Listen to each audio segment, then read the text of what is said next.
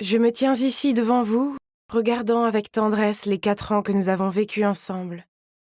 Est-ce que vous la voyez, la fille en robe de cérémonie qui fait ce super discours? Eh bien, c'était moi, Taylor Flores. Regardez mes parents, ils avaient l'air si fiers de moi. Oh, mais je n'oublierai jamais ce visage.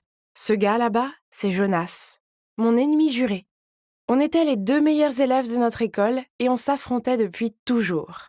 Mais dommage, Jonas, tu as perdu la bataille finale. Parce que c'est à moi qu'on a demandé de faire le discours de remise des diplômes, pas à toi. On peut dire que j'avais tout planifié pour l'après-lycée. D'abord, j'allais déménager à New York pour aller dans l'université la plus prestigieuse de la ville, avec une spécialisation en anglais bien sûr. Puis, une fois diplômée, j'écrirais mon premier roman et le publierais sous les acclamations et la gloire. Alors, c'est ce que j'appelle un plan parfait. Attendez un peu, vous verrez mon visage sur des milliers de couvertures de livres. L'heure de Taylor Flores a sonné. Je veux ces pages avant la fin de vendredi, sinon préparez-vous à une réduction de salaire ce mois-ci. Oh, je déteste les deadlines. Comme vous pouvez le voir, ma vie ne s'est pas exactement déroulée comme je l'avais prévu. Vous vous demandez ce qui a mal tourné?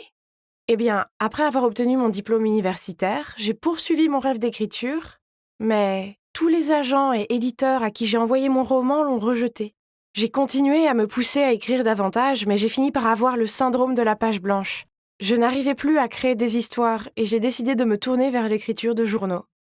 Je pensais que si je devais écrire pour un journal, ce serait au moins un journal célèbre. Mais la vie n'est pas un conte de fées. Au contraire, elle est en fait cruelle et injuste. En tout cas, elle l'a été pour moi. Parce que le journal que je préférais m'a rejeté plusieurs fois. Et maintenant, j'ai fini ici à travailler pour un site d'information inconnu avec un directeur toujours grincheux. Ok, donc revenons à ce qui se passait au bureau. Soudain, mon téléphone a reçu un email. Oh non, c'est une invitation à la réunion d'anciens élèves du lycée. Pas question de retourner dans ma ville natale pour voir tout le monde. Ils verraient tous quelle perdante je suis devenue et je serais la risée de la fête. Tous les pires scénarios se bousculaient dans ma tête, jusqu'à ce que je reçoive un appel d'Amalia, ma meilleure amie du lycée. Elle m'a demandé si j'y allais et je lui ai dit que jamais, même dans 1 million d'années. Si tu n'y vas pas, alors tout le monde va penser que tu as raté ta vie et que tu as trop honte pour y aller. Donc la meilleure chose à faire est d'y aller et de garder la tête haute. Mon Dieu, Amalia avait vraiment raison, et elle était très douée pour persuader les autres. Pas étonnant qu'elle soit maintenant avocate. Oh! Donc j'étais là, devant la salle, si nerveuse que j'ai cru que j'allais vomir. Mais c'est maintenant ou jamais, n'est-ce pas? J'avais juste besoin de faire bonne figure. Je suis entrée dans la salle, découvrant des visages inconnus. Hein? Étais-je au mauvais endroit? J'étais sur le point de partir quand j'ai soudainement heurté quelqu'un et je suis tombée sur le sol. Aïe! J'ai levé les yeux, c'était une femme ronde qui tenait son bébé dans un bras et la main d'un petit enfant dans l'autre. Je me suis immédiatement excusée. Je suis vraiment désolée, j'espère que je n'ai pas fait de mal aux enfants. Oh, ce n'est rien. Vous avez de la chance que mon ventre soit assez gros pour vous bloquer. Elle a ensuite fait une pause et m'a regardée de plus près. C'est toi, Taylor? Tu es superbe. Allons à l'intérieur, la fête vient de commencer. Attendez, elle me connaissait. Mais qui était-elle? Je suppose qu'elle avait l'air familière. Je devrais peut-être attendre Amalia et lui demander, car elle avait gardé le contact avec la plupart de nos camarades de classe. J'ai regardé autour de moi, essayant de trouver quelqu'un de familier pour discuter, mais mon Dieu, pourquoi était-ce si difficile? Mais alors j'ai vu une femme qui avait de beaux cheveux longs et blonds et j'ai su instantanément qui c'était. Jessica, la fille la plus sexy et la plus populaire du lycée, et la capitaine de l'équipe des Pom-Pom Girls. Je me suis approchée d'elle et nous avons commencé à discuter. Nous avons beaucoup discuté et elle était si drôle. Je ne me souvenais pas qu'elle était si hilarante. Mon Dieu, tu es si drôle, Jess. Hey, Jessica! J'ai entendu Amalia crier. J'ai regardé vers elle et elle marchait vers quelqu'un d'autre. C'était la femme potelée de tout à l'heure. Alors c'était elle, Jessica? Oh mon Dieu, elle a vraiment beaucoup changé. Mais si c'était Jessica, alors qui est-ce? Dieu merci, je n'ai pas dit son nom plus tôt. Je me suis éloignée de cette personne mystérieuse et j'ai chuchoté à Amalia pour lui demander qui était la dame à qui je parlais. Je ne sais pas, pourquoi ne pas lui demander directement? C'est exactement ce qu'elle a fait. La dame a fait un sourire enjoué en disant « Essayez de deviner. » Tu es Ashley. Non. Natasha. Faux. Tiffany. Négatif. Attends, tu es de la famille de Jack Miller? Tu lui ressembles un peu. Tu te rapproches. Oh mon Dieu! Elle n'était pas liée à Jack Miller parce que elle est Jack Miller. Eh bien, maintenant, c'est Jill Miller. Il s'est avéré qu'elle ne s'est jamais sentie à l'aise en tant que garçon. Donc après le lycée, elle a subi une chirurgie transgenre. Waouh, c'est incroyable! Je me suis sentie un peu débordée, alors je suis allée aux toilettes pour me rafraîchir. En sortant, j'ai vu un visage familier. C'était Luc, le plus beau gars du lycée. Il ramassait les ordures et les mettait dans la poubelle. Oh, quel mec sympa! On a parlé un peu et... Oh!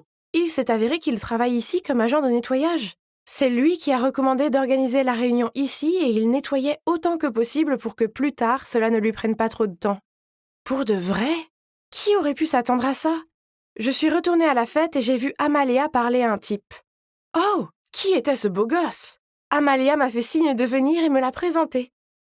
Je n'en croyais pas mes oreilles. C'était Jonas, mon ennemi juré. Le nain joufflu Jonas au visage plein de boutons ressemblait maintenant à un mannequin d'Abercrombie & Fitch. Jonas vient de me dire qu'il vient d'être promu à un poste plus élevé dans son entreprise. Oh, on dirait qu'il a gardé son habitude de se vanter. Certaines choses ne changent jamais. Soudain, Jonas m'a demandé « Et toi, Taylor, comment ça se passe pour toi récemment ?» Oh mince, je ne pouvais pas lui dire que je travaillais pour cet horrible site d'information. Ça aurait été tellement humiliant. Alors, réfléchissant vite, j'ai lâché que j'étais rédactrice en chef d'un énorme journal à New York. Jonas et Amalia m'ont regardé, choqués. « Dans ta face, Jonas, j'aurai toujours le dernier mot. Ah. » J'ai demandé à Jonas à quel poste il avait été promu et il m'a répondu « Oh, j'ai eu le poste de directeur technique. » Ah, bien essayé, mais ce n'était pas à la hauteur de mon superbe travail. J'ai gagné cette bataille, loser. Bon, en général, la réunion s'est bien passée, même si j'ai dû mentir à mon sujet, mais peu importe. Ce n'est pas comme si j'allais revoir Jonas, n'est-ce pas? Faux. Une semaine plus tard, j'ai reçu une demande d'amis de sa part sur Facebook. Je l'ai d'abord ignoré, mais quelques jours plus tard, il m'a envoyé un message par messagerie me demandant pourquoi je ne l'avais pas accepté sur Facebook. Oh, c'était tellement gênant. Bien, mais je devais d'abord réajuster ma page, je devais cacher les photos, les statuts et les tags qui étaient liés à mon entreprise. C'est fait. Puis, Jonas m'a envoyé un message. C'était sympa de te voir l'autre jour. Ça te dirait de dîner un de ces jours? Je suis désolée, mais quoi? Est-ce qu'il me demandait de sortir avec lui? Ou était-ce une blague? Parce que je vis à New York. Je le lui ai dit et... Oh mon Dieu, il vit à New York aussi. Oh, génial! Mais le truc, c'est que je lui ai dit la dernière fois que je suis responsable d'édition et c'est un travail très prenant. Donc pendant notre rendez-vous, j'ai demandé à Amalia de faire semblant d'être ma secrétaire et de m'appeler plusieurs fois pendant le dîner. Cependant, avant que nous ayons pu jouer notre rôle, c'est Jonas qui a reçu une douzaine d'appels et qui a dû partir plus tôt à cause d'un incident dans son entreprise. Après cela, il m'a envoyé pas mal de textos. Mais j'étais toujours furieuse d'avoir été abandonnée au dîner l'autre jour. Je ne lui ai répondu qu'après 30 minutes, à chaque fois. Mais les jours où il ne m'a pas envoyé de texto, je me suis retrouvée à fixer mon téléphone en espérant avoir de ses nouvelles. Bon sang, je suis tombée amoureuse de lui, Jonas. Pourquoi Jonas? Je ne me comprenais plus et je ne pouvais pas mettre fin à mes sentiments. Alors, quand il m'a dit qu'il m'aimait bien, j'ai dit que je l'aimais bien aussi. Et bientôt, nous sommes devenus un couple. Au début, c'était génial, mais Jonas a insisté pour qu'il me conduise au travail et vienne me chercher. Oh non! J'ai refusé, bien sûr, mais il n'acceptait pas le non comme réponse. Oh! Alors, quand Jonas m'a déposée au faux bureau, j'ai dû courir. Non, j'ai dû faire un sprint de 5 blocs de maison jusqu'à mon vrai bureau pour arriver à l'heure. Et puis, le soir, je devais partir 30 minutes plus tôt pour courir jusqu'à l'autre bureau et attendre qu'il vienne me chercher. Les 3 premières fois, je pouvais le supporter, mais Jonas voulait me conduire au travail tous les jours. Ça suffit! J'avais besoin d'une pause de toute cette course. Finalement, j'ai trouvé une excuse. J'ai acheté un vélo et je lui ai dit que je voulais aller au travail à vélo car c'était bon pour ma santé. Pfiou! Je n'avais plus le temps de courir 5 blocs de maison tous les jours car j'avais un entretien important à préparer. Ah oui, je postulais pour le journal de mes rêves. Encore une fois. Si je suis acceptée, je n'aurai plus besoin de mentir à Jonas. Et heureusement, mon entretien s'est plutôt bien passé. J'avais un sourire sur le visage en marchant vers l'ascenseur. Au début, il n'y avait que moi. Puis un groupe d'employés est entré. L'ascenseur était sur le point de se fermer quand soudain, de l'extérieur, quelqu'un a mis sa main entre les portes. « S'il vous plaît, attendez !» Et c'est alors que j'ai vu un visage familier. Jonas. Nos regards se sont croisés et nous étions tous les deux surpris.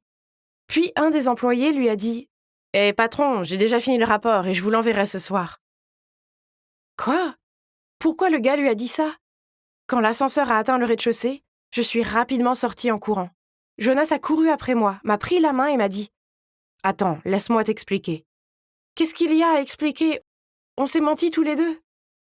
Jonas m'a pris dans ses bras et a essayé de me calmer. Puis il a commencé à tout me raconter. Oh, mon Dieu ! Il s'est avéré qu'il était le véritable responsable de la rédaction de ce journal. Ah, eh bien, ça explique beaucoup de choses. J'aurais dû savoir qu'il ne travaillait pas dans la tech, car une fois, je lui ai demandé de réparer mon ordi portable et il a fini par fermer la session. T'entendre dire que tu avais mon travail m'a choquée et je ne voulais pas t'embarrasser, alors j'ai inventé un autre poste. Donc il savait dès le début que je mentais.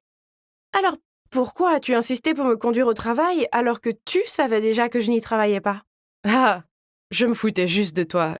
D'ailleurs, j'étais un peu curieux de voir combien de temps tu pourrais continuer à mentir. Je suis désolée. Mais la vérité est que je t'aime bien depuis le lycée.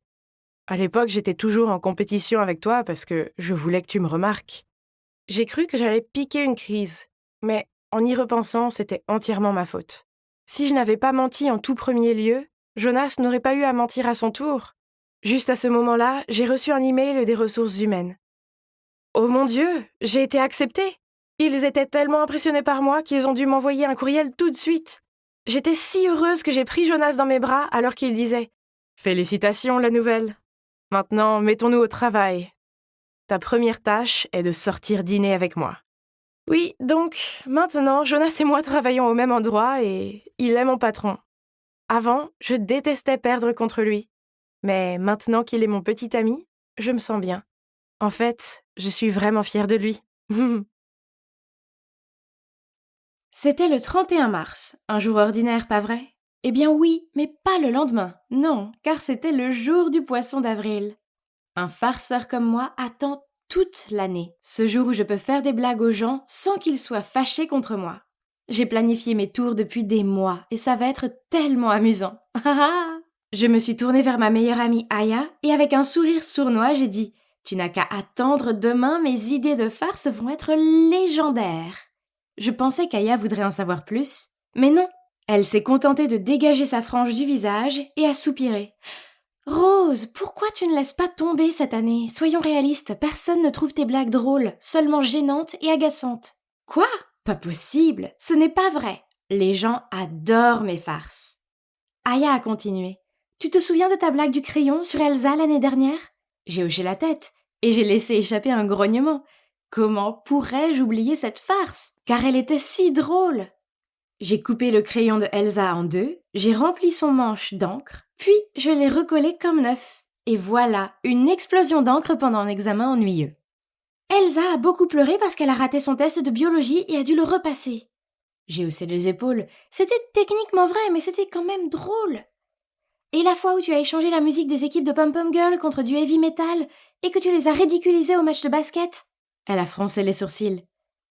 Bon sang, arrête d'être un rabat-joie. Je fais en sorte que l'expérience du lycée soit mémorable pour tout le monde. Soyons honnêtes, personne ne se souviendra des contrôles ennuyeux et des matchs de basket fastidieux sinon. J'étais trop occupée à parler pour remarquer le ballon qui filait dans les airs jusqu'à ce qu'il me frappe en plein sur la tête. Aïe ! Tout est devenu noir et je me suis effondrée. J'ai ouvert les yeux et j'ai vu Aya et d'autres enfants qui me regardaient bouche bée. Puis, mon professeur s'est précipité et les a dispersés. « Rose, tu vas bien ?»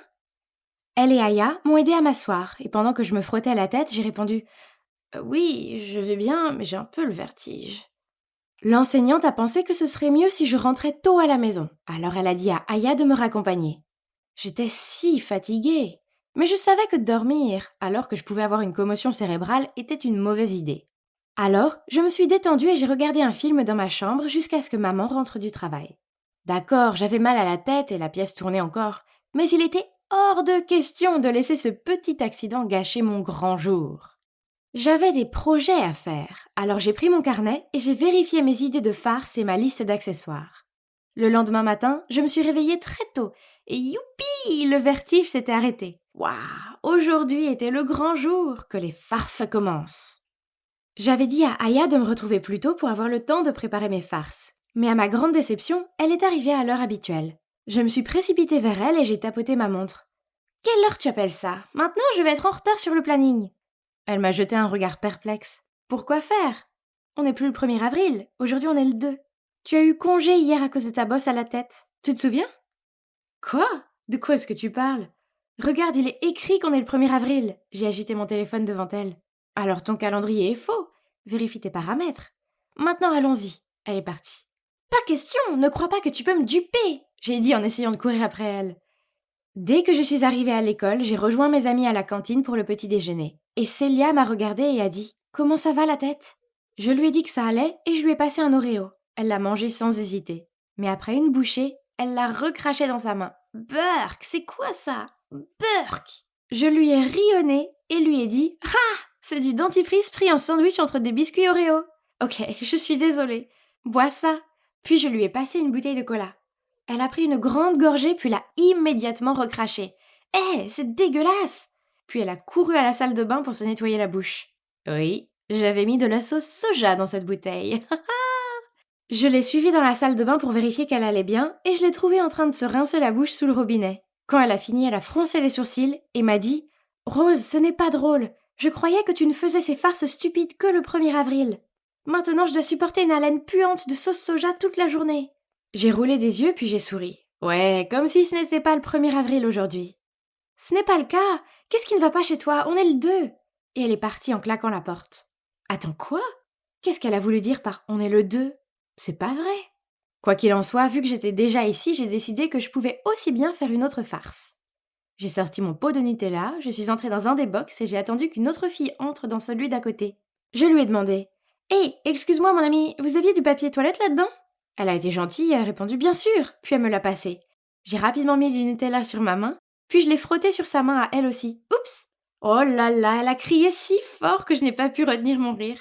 « Burk, qu'est-ce que c'est ? Si dégoûtant ! Espèce de monstre !» Puis elle est sortie en courant pour se laver la main. Je suis sortie. « Relax, ma fille. C'était juste une farce pour le jour des fous. Juste du Nutella. » Mais elle a ricané en retour. « Tu es folle, et c'est déjà le 2. Bon sang, mais qu'est-ce qui ne va pas chez toi ?» Et elle est partie. Ok, donc c'était bizarre. Pourquoi tout le monde agissait comme si c'était le 2 avril ? En allant en cours, j'ai revérifié mon téléphone. Ouais, c'était le 1er avril. Ok, j'ai compris. C'était la tentative stupide de tout le monde de me duper. Bien essayé, mais ça ne marchera pas. Comme on était le 1er, ça voulait dire que c'était l'heure du cours de maths. J'ai pris ma place en classe et j'ai attendu. Mais pourquoi Monsieur Simon, le professeur de chimie, est-il entré ? Il nous a dit de nous préparer pour notre prochaine leçon dans le laboratoire. Hein ? Qu'est-ce qui se passait ? J'étais si confuse. C'était l'emploi du temps de demain, non ? Puis, il s'est assis sur la chaise sans aucun soupçon et... un gros bruit de paix a retenti. J'ai tellement ri que j'avais mal aux côtes. Je n'arrivais pas à y croire. Je fais ça chaque année, mais il se trompe à chaque fois. Mais, attendez, pourquoi tout le monde était-il si calme ? J'ai regardé autour de moi et j'ai réalisé que j'étais la seule à rire. Oh, allez tout le monde, c'était amusant, la blague typique du poisson d'avril. Monsieur Simon a brandi le coussin péteur et m'a jeté un regard sévère. Rose, je n'attends pas ce comportement de quelqu'un de ton âge, surtout que ce n'est même plus un poisson d'avril. Et croyez-le ou non, tous mes camarades de classe étaient d'accord avec lui. C'est pas vrai. Tout le monde était fou. Non, c'est le 1er avril, je le sais, vous mentez tous, ai-je répondu en panique avant de rassembler mes affaires et de sortir de la classe en courant. J'avais vraiment besoin d'un peu d'espace pour réfléchir à tout cela. Tout était tellement fou. Je n'aurais pas pu m'évanouir pendant toute une journée, n'est-ce pas ? Ou bien la balle m'a frappé si fort que j'ai perdu la mémoire ? Je me souviens d'avoir dîné, puis d'avoir veillé tard pour planifier mes farces, et je sais que j'étais fatiguée, mais ce n'était pas possible. C'était eux les fous, pas moi. Bref, c'est l'heure du labo, j'étais la dernière à entrer, je me suis assise à mon banc et j'ai commencé l'expérience. Je suppose que je ne me concentrais pas correctement. Alors que je versais le produit chimique dans le bécher, boum ! L'instant d'après, j'étais couverte d'une étrange poudre verte. Pourtant, personne ne riait, au contraire. Ils me regardaient tous et me demandaient si j'allais bien. Puis Monsieur Simon leur a demandé à tous « Pourquoi cette bouteille de produit chimique est-elle ici ? Quelle erreur !» Embarrassée, j'ai couru à la salle de bain pour me nettoyer le visage. Bon sang, je ressemblais au Grinch. C'était super difficile à enlever en frottant. Aïe!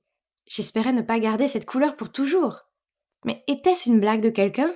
Mais si c'est le cas, pourquoi personne n'a ri? J'aurais sûrement ri à leur place.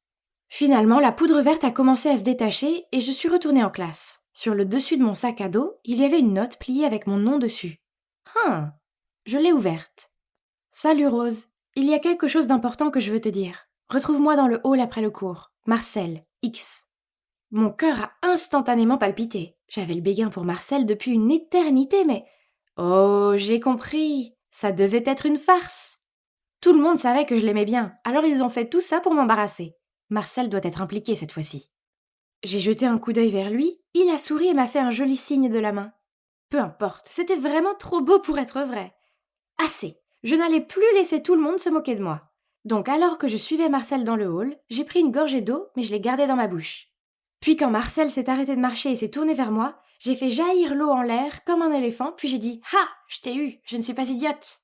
Il s'est essuyé le visage sur le revers de sa manche, puis m'a regardé droit dans les yeux et a dit « Rose, j'ai des sentiments pour toi. » J'ai attendu jusqu'à aujourd'hui pour te le dire, car je ne voulais pas le faire hier, le jour du poisson d'avril, car tu aurais probablement pensé que c'était une blague.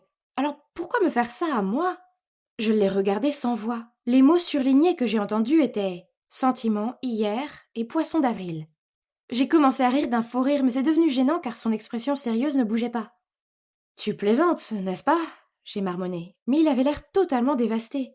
« Oh non, je ne voulais pas contrarier Marcel. J'étais juste confuse avec les jours et... Aïe aïe aïe! Il semblait que j'avais vraiment manqué le poisson d'avril. Quelle déception! » J'ai réalisé que ma farce était allée trop loin et qu'elle avait pu le blesser. Alors j'ai lâché Marcel, je suis vraiment désolée. Je ne le pensais pas, c'est la commotion, je suis en train de délirer, je suis vraiment désolée. Puis il y a eu un silence gênant. Soudain, le regard triste de Marcel s'est transformé en un sourire en coin, et il s'est mis à rire.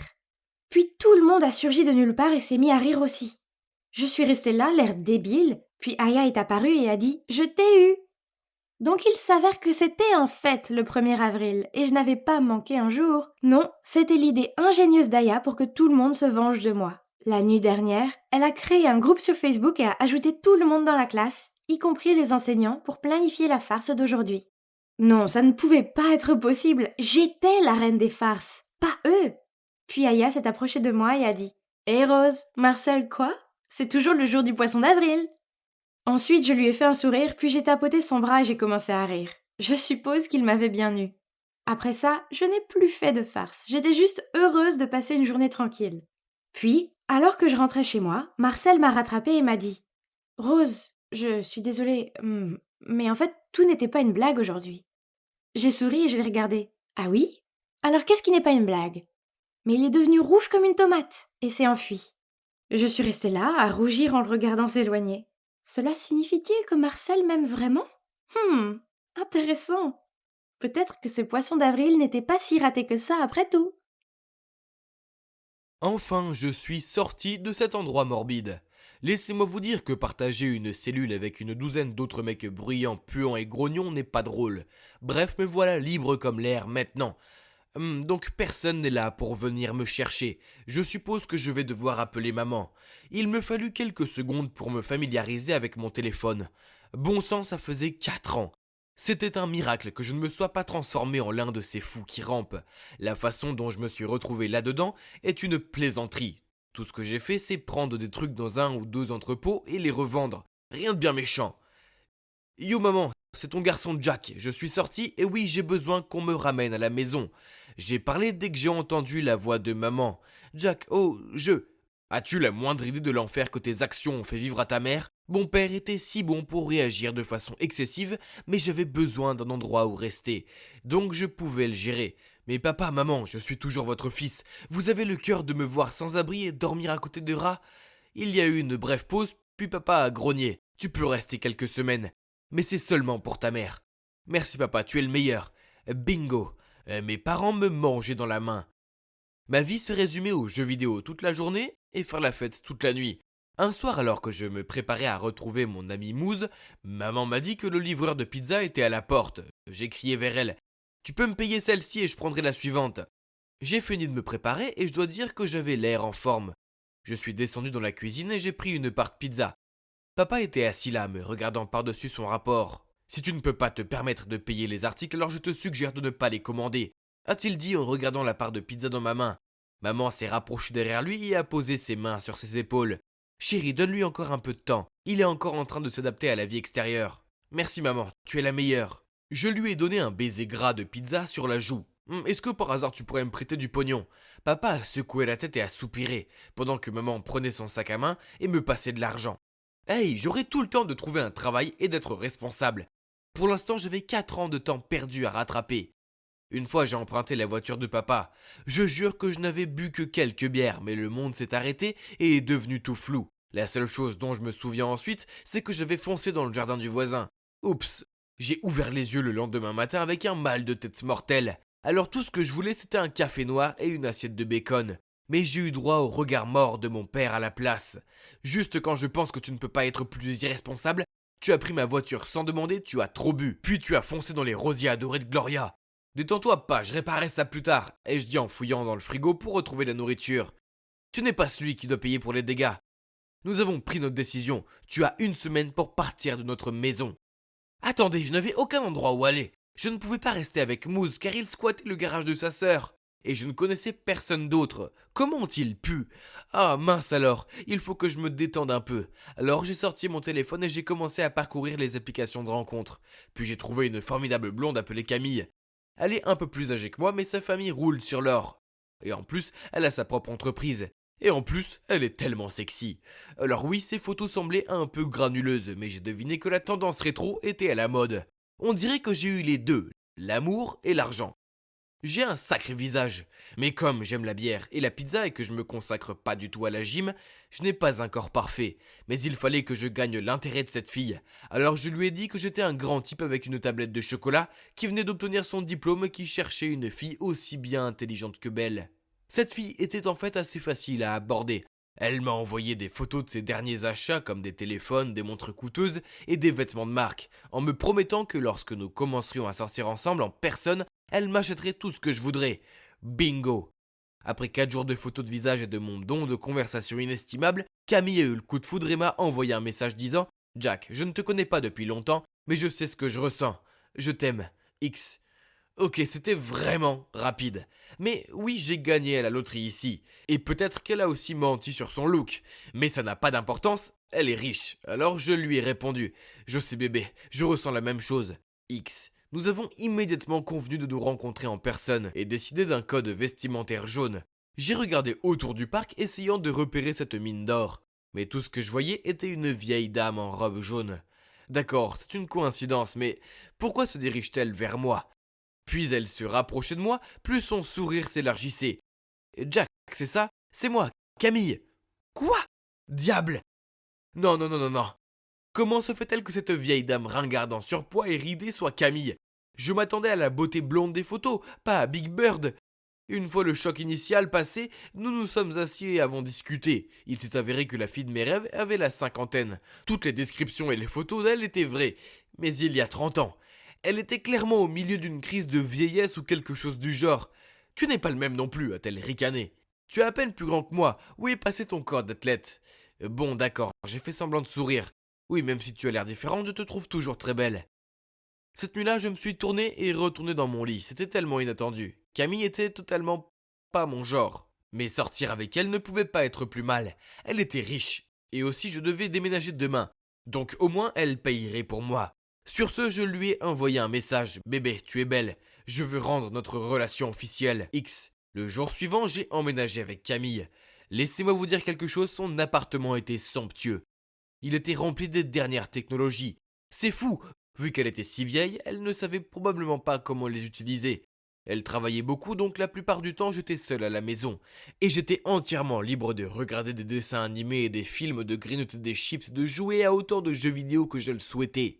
Une fois, j'étais assis en caleçon devant un film quand la porte s'est ouverte, et qu'est rentré ce type aux yeux brillants. Je lui ai crié « Hey mec, tu t'es trompé d'appartement !» Il a fait la moue, puis a dit « Je peux vous assurer que non. Je suis Alex, le fils de Camille, et tu dois être Jack. J'aimerais dire que c'est un plaisir de rencontrer le petit ami chercheur d'or de ma mère en chair et en os, mais malheureusement, ce n'est pas le cas. Quoi? Camille a un fils, et d'après les apparences, il est encore plus âgé que moi. Et comment ose-t-il me traiter de chercheur d'or? Je suppose que je l'étais, mais il n'avait quand même pas le droit de m'appeler comme ça. Pire encore, il a refusé de partir. Il s'est assis dans la cuisine et a attendu que sa mère revienne. Puis il s'est disputé avec elle et m'a traité de loser et de clochard. Les choses n'allaient pas mieux non plus avec mes parents. Papa m'a dit d'être indépendant et de trouver un vrai travail, pas une sugar mama. Et maman ne faisait que pleurer. Peu importe, c'était leur faute, pour m'avoir mis à la porte en premier lieu. Que voulait-il que je fasse? Vivre sous un pont? Quelques jours après avoir rencontré Alex, Camille a insisté pour m'emmener à un lancement à son boulot pitoyable. Dès que je suis arrivé, je me suis dirigé directement au buffet. J'étais en train de m'enfoncer une mini-quiche dans la bouche quand cette fille s'est approchée de moi et a dit « Ah, les grands esprits se rencontrent !» Je lui ai jeté un regard vide, puis elle a désigné la nourriture. On est tous les deux allés directement à la nourriture. J'ai ri, cette fille était drôle. Et sexy, vraiment sexy. Elle s'appelle Béatrice et elle travaille pour ce loser d'Alex. Après ça, j'ai commencé à voir beaucoup plus cette Béatrice. Elle passait souvent avec Alex. Et pendant qu'il se disputait avec sa mère, généralement à mon sujet, je discutais avec elle. C'est comme ça que j'ai découvert qu'elle n'avait pas la vie facile non plus. Elle était en retard sur son loyer parce que son frère raté avait volé l'argent et tout dépensé. Je me suis senti mal pour elle. Alors j'ai pris l'enveloppe pleine d'argent que Camille m'avait donnée et je lui ai tendu. D'accord, je ne pourrais rien acheter de nouveau pendant quelques semaines, mais ça valait la peine de savoir qu'elle allait bien. La vérité c'est que je craquais vraiment pour Béatrice, mais je ne pouvais rien y faire, car j'étais avec Camille et je dépendais de son aide. Bientôt les choses sont devenues puantes. En sortant de la douche, j'ai vu Camille debout, mon téléphone à la main. Comment as-tu pu? Elle me l'a jeté à la figure. Elle avait lu tous les messages que j'avais envoyés à Mouze, disant que je ne la trouvais pas du tout attirante et que je n'étais avec elle que pour son argent. Camille bébé, allez, ces messages étaient juste des blagues. J'ai rigolé. Je ne faisais que m'amuser. Tais-toi, menteur, tu me trouves hideuse. Alex avait raison, tu ne m'utilises que pour mon argent, et pire encore, tu n'es jamais allé à l'université et à la place tu étais en prison. J'étais sur le point d'opérer le charme de Jack quand Alex et Béatrice ont fait irruption dans la pièce. Alex m'a crié dessus. Quelle bassesse, quel chercheur de diamants sans scrupules. C'est épouvantable. Je lui ai dit de te dénoncer aux flics. Béatrice l'a interrompu. Non, ne fais pas ça, ce que Jack a fait est mal, mais il n'est pas si mauvais. S'il te plaît. J'étais si ému. J'ai jeté un coup d'œil autour de moi. Camille pleurait. Alex était tellement furieux que ses yeux étaient exorbités. Et Béatrice, eh bien, elle avait juste l'air déçue. J'ai alors emballé mes affaires et je suis parti, honteux. Eh bien, c'était il y a quelques mois et j'ai un travail décent maintenant. Même si je vis à la maison, je paye ma part et j'économise pour verser une caution pour mon propre appartement. Je n'aurais jamais dû utiliser Camille comme ça. Elle est peut-être vieille, mais elle a toujours des sentiments. Et la façon dont je l'ai traitée n'était pas vraiment correcte. J'étais indéniablement un connard à l'époque. Tout ce que je veux, c'est avoir une vie heureuse avec Béatrice. Je l'aime vraiment. C'est pourquoi je lui ai demandé d'être ma petite amie. Mais elle m'a rejeté. Ça a fait mal, mais je n'abandonne pas. Peut-être qu'elle me donnera une chance quand elle verra que j'ai changé. Je ne peux pas réparer le passé. Tout ce que je peux faire maintenant, c'est de m'améliorer et continuer à aller de l'avant. J'étais à l'extérieur de l'université en train de discuter avec mes amis, quand soudain une voiture de police s'est arrêtée et par la fenêtre de la voiture, un bel officier de police m'a fait signe et m'a dit de me dépêcher. Je lui ai fait signe avec enthousiasme et j'ai dit au revoir à mes amis et je me suis précipitée vers lui sous leurs yeux admiratifs. Je suis Emma et le beau policier, c'est Sébastien, mon incroyable et courageux petit ami. Nous nous sommes rencontrés pour la première fois à la bibliothèque de la ville. J'y étais pour mes études et il cherchait des livres policiers. On a commencé à sortir ensemble et maintenant, 1 an plus tard, on est follement amoureux. Il y a tellement de choses que j'aime dans le fait de sortir avec un flic, comme le fait de le voir dans son uniforme. Ça me rend toujours fière. Et je vais pas mentir, il a des abdos d'acier grâce à toutes ses séances d'entraînement. Et ça, j'adore. De plus, il y a des habitudes étranges et adorables. Par exemple, lorsque nous allons au restaurant ou au théâtre, il commence toujours par scanner les lieux pour vérifier s'ils sont sûrs. Mais même si c'est agréable d'être avec lui, il y a quelques points négatifs, comme ses horaires de travail imprévisibles, le jour, la nuit, les week-ends, tout ce que vous voulez, il le fait. Et quand on arrive enfin à planifier quelque chose, il reçoit parfois un appel d'urgence et doit me laisser tomber. C'était nul, surtout quand il s'agissait du mariage de ma sœur. Mais sans aucun doute, la chose la plus ennuyeuse de toutes est sa popularité auprès des autres filles. Elles sont comme des papillons de nuit autour de lui. Surtout sa collègue, Chloé. Une fois, Sébastien a emmené son collègue Brad alors que j'étais en train d'étudier. J'ai entendu la remarque de Brad Sébastien, je n'ai jamais pensé que tu finirais avec un rat de bibliothèque. Je pensais que tu finirais avec Chloé. Tout le monde peut voir que vous avez une forte connexion tous les deux. Sébastien a essayé de rire et de dire que c'était absurde, mais la jalousie est montée en moi. Au moment où Brad est parti, j'étais vraiment bouleversée. Alors, j'ai emballé mes livres et je suis partie. Il m'a arrêtée et m'a demandé ce qui n'allait pas. Faisant de mon mieux pour ne pas pleurer, j'ai lâché. « Pourquoi tu n'es pas avec Chloé ? Tu passes tout ton temps avec elle. » Il a secoué la tête, a souri, puis a dit « Ignore Brad, c'est un plaisantin. » Et oui, je passe du temps avec Chloé, je travaille avec elle, mais c'est toi que j'aime, et tout le monde le sait. En fait, pourquoi tu n'emménages pas avec moi ? Comme ça, on pourrait passer plus de temps ensemble. Ma tristesse a vite été remplacée par le bonheur et j'ai sauté dans ses bras en criant « Vraiment ? Ah oui, bien sûr !» J'étais tellement contente. J'ai emménagé quelques semaines plus tard. Et au début, vivre avec Sébastien était la meilleure chose qui soit. Mais au fil du temps, il y a eu des petites choses qui ont commencé à me tracasser. Par exemple, un jour, je discutais avec le nouveau voisin lorsque Sébastien est arrivé à la maison et a exigé d'une voix glaciale que je rentre à l'intérieur. Puis, il m'a dit sévèrement de ne jamais parler aux inconnus. Mais voyons, je suis une fille naturellement bavarde et amicale qui aime parler aux gens et se faire de nouveaux amis. Je ne sais pas, je suppose que j'ai réagi de façon excessive. Je veux dire, il ne faisait que veiller sur moi, n'est-ce pas ? Mais son besoin de contrôle a empiré quand, une fois, je me suis organisée pour rencontrer mes amis en ville. Sébastien devait venir aussi, mais il a eu un appel de dernière minute pour le travail et il n'a pas pu.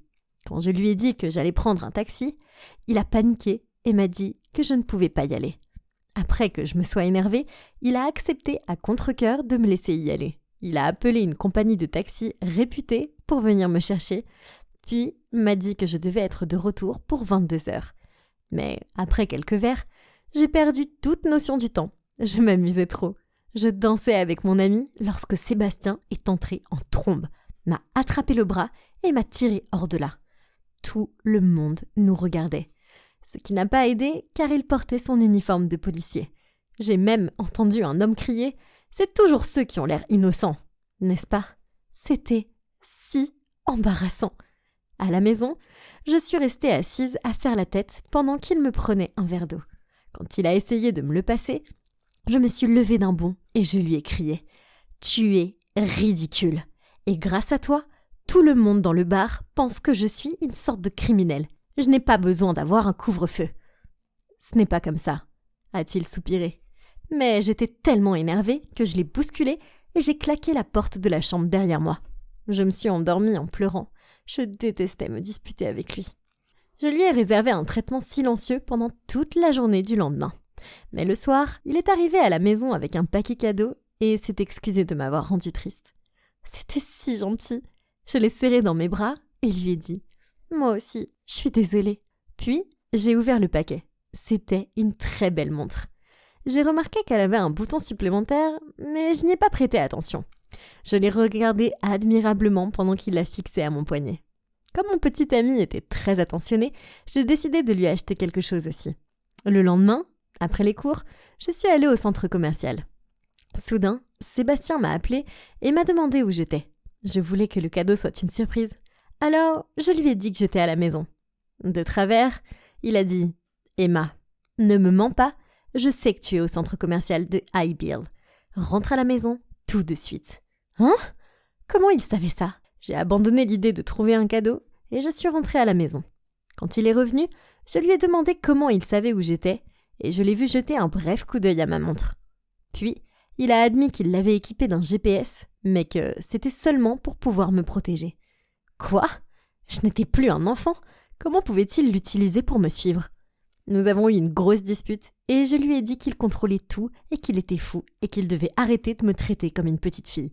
Puis, je me suis enfermée dans ma chambre. Le lendemain, quand je me suis réveillée, Sébastien était parti au travail. J'étais tellement énervée que j'ai décidé d'aller faire un jogging pour me vider la tête. Évidemment, j'ai laissé la montre à la maison, ainsi que mon téléphone. À mon retour, j'étais sur le point de me diriger vers la douche lorsque j'ai entendu mon téléphone sonner. C'était Sébastien. Puis, j'ai remarqué que j'avais 50 appels manqués et une tonne de messages de sa part. Quoi ? Ça, c'était pas normal. Je n'étais partie qu'1 heure tout au plus. Quoi qu'il en soit, j'ai porté la montre, puis soudain, la porte s'est ouverte avec fracas et Sébastien est entré en trombe et il m'a crié dessus. « Tu vas bien ? T'étais où ? Pourquoi tu n'as pas répondu à mes appels ?» Ça craignait, parce que je l'aime, mais je savais que je ne pouvais plus vivre comme ça. Alors je lui ai dit que j'avais besoin de liberté et je me suis dirigée vers la porte. Il avait l'air furieux. Il m'a attrapé la main, m'a tiré dans la chambre du haut et m'a enfermée à l'intérieur. J'ai tapé sur la porte, je l'ai supplié de me laisser sortir. « Emma, crois-moi, c'est pour ton bien. Tu n'es pas en sécurité dehors. » Puis, j'ai entendu ses pas s'éloigner et j'ai su qu'il était parti. Je me suis mise en boule et j'ai pleuré jusqu'à m'endormir. Quand je me suis réveillée, il commençait à faire sombre dehors. J'ai cherché quelque chose dans la chambre pour m'aider et j'ai trouvé une échelle de corde. C'est l'avantage de vivre avec un flic préparé. Je l'ai utilisée pour sortir par la fenêtre, mais dès que j'ai atteint le sol, 2 hommes sont apparus. Puis le monde est soudainement devenu noir. Quand j'ai ouvert les yeux, j'ai réalisé que j'étais dans une pièce sombre et humide et que j'avais été attachée. Les 2 hommes étaient assis près de la porte et parlaient entre eux. J'ai commencé à paniquer. J'avais vu assez de films pour savoir que c'était grave. L'un des hommes m'a regardée et j'ai rapidement fermé les yeux. Mais c'était trop tard. Il avait vu que j'étais réveillée. Alors, il s'est approché et a dit « Ah, bon retour parmi nous, mon cœur. » Paniquée, j'ai demandé « Qui êtes-vous ? Pourquoi moi ?» Il a ricané. « Ah oui, si seulement ton petit ami était là, on pourrait lui demander. » Puis il a décroché son téléphone et quelques secondes plus tard, j'ai entendu la voix de Sébastien sur l'autre ligne. « Bonjour, vous vous souvenez de moi ? Il semble que nous ayons quelque chose qui vous appartient. » J'ai entendu la peur dans la voix de Sébastien. « Laissez-la partir. La mort de votre femme, ce n'était pas sa faute.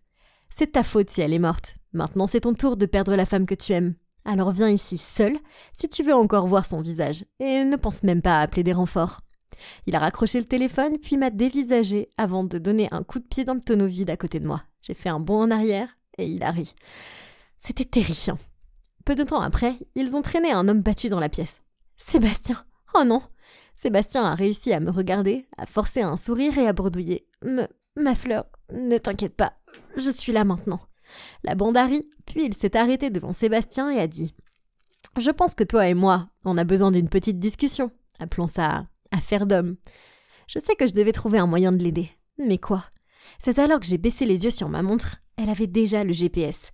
Alors peut-être que le bouton supplémentaire faisait quelque chose ?